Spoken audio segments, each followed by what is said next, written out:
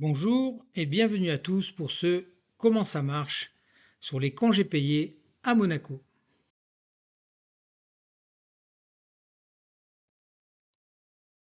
Les congés payés, idée impensable avant le XXe siècle, a été une véritable conquête sociale.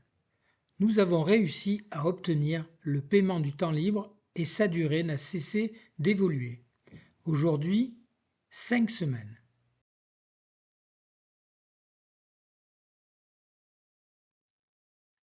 En France, l'évolution des congés payés. En 1926, le congrès de la CGT revendique ce droit. En 1936, 2 semaines de congés payés. En 1956, 3 semaines. En 1969, 4 semaines. En 1982, 5 semaines.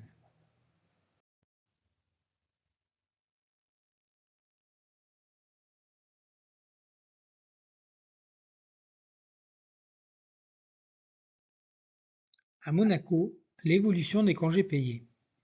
Avant 1945, les congés payés sont dus par accord collectif d'entreprise.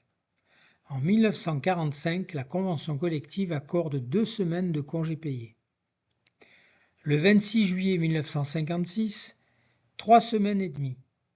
Le 18 juillet 1963, 4 semaines. Le 8 novembre 1982, 5 semaines.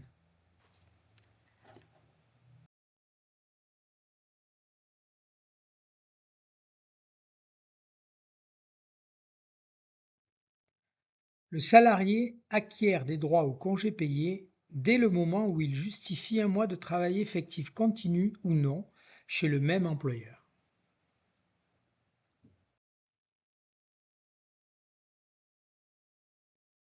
Le calcul de la durée des congés s'effectue sur la période dite année de référence qui part du 1er mai de l'année précédente au 30 avril de l'année en cours. Exception faite pour les professions où l'employeur doit s'affilier à une caisse de congés payés où la période de référence est au 1er avril ou en fonction de certains statuts.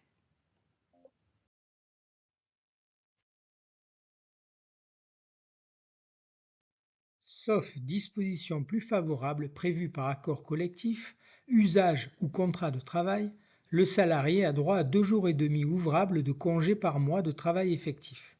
Si le nombre de jours ouvrables n'est pas un nombre entier, la durée du congé est arrondie au nombre de jours entiers immédiatement supérieur.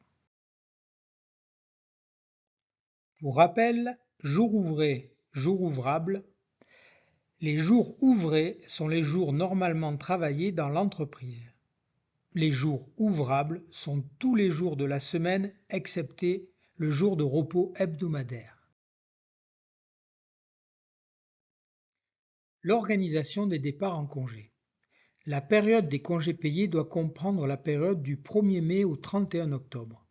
Les conventions collectives peuvent fixer d'autres périodes, mais en leur absence, elle est fixée par l'employeur, compte tenu des usages et après consultation des délégués du personnel ou des principaux intéressés dans les entreprises de moins de 10 salariés. L'ordre des départs est fixé, en l'absence de convention collective ou usage, par l'employeur, après avis des délégués du personnel, en tenant compte de la situation familiale des bénéficiaires et de leur ancienneté au sein de l'entreprise. Article 8. L'employeur doit communiquer l'ordre des départs à chaque intéressé au minimum 1 mois avant son départ en congé. Dans la convention collective nationale, il est inscrit qu'il doit le communiquer 2 mois avant.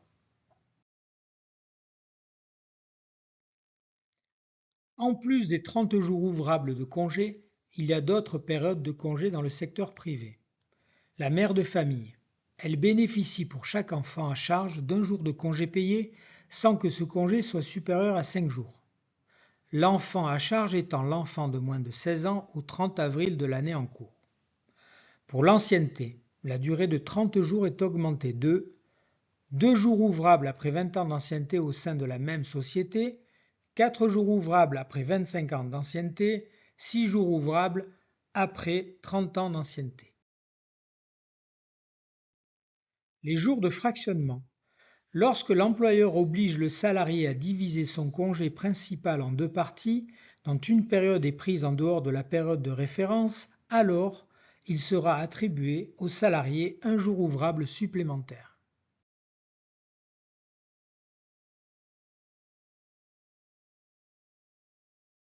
Les jours conventionnels.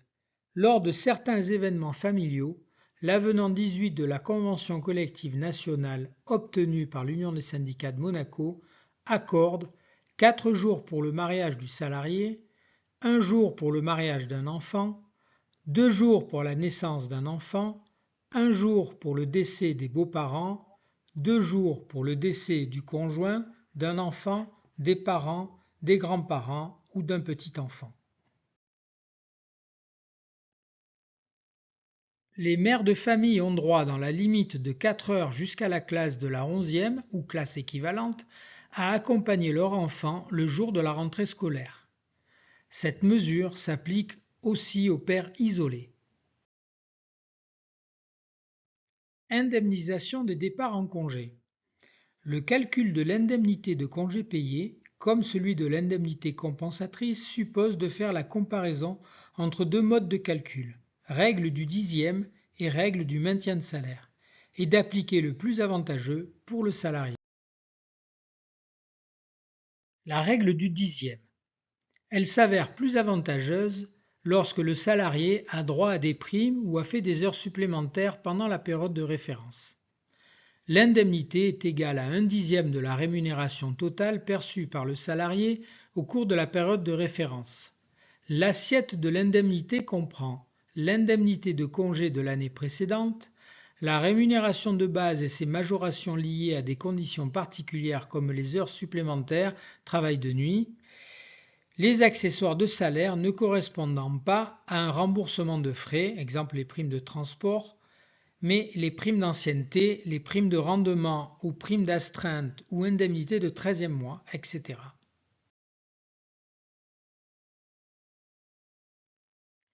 Par exemple, un salarié qui touche 2 300 € bruts sur 13 mois, son salaire annuel sur la période de référence est de 29 900 €. Son indemnité de congé payé pour la période de référence pour 30 jours est de 29 900 fois 10% égale 2 990 €. Si le salarié prend 3 semaines de congé payé, soit 18 jours ouvrables, l'indemnité du dixième est égale à 2 990 € divisé par 30 jours multiplié par 18 jours, c'est égal à 1 794 €. Si sur la même période le salarié aurait eu un maintien de salaire, il aurait perçu 18 jours à 88,46 €, ce qui équivaut à 1 592,30 €. La méthode du 1/10 est donc plus avantageuse pour cette personne. Si vous avez des questions sur les congés payés ou sur d'autres thématiques, n'hésitez pas à nous contacter par mail ou aux horaires d'ouverture de nos bureaux. Vous pouvez également nous suivre sur les réseaux sociaux ou éventuellement télécharger notre application USM Monaco qui est gratuite. Pour avoir toutes les informations de l'Union des syndicats de Monaco, merci pour votre écoute et à bientôt.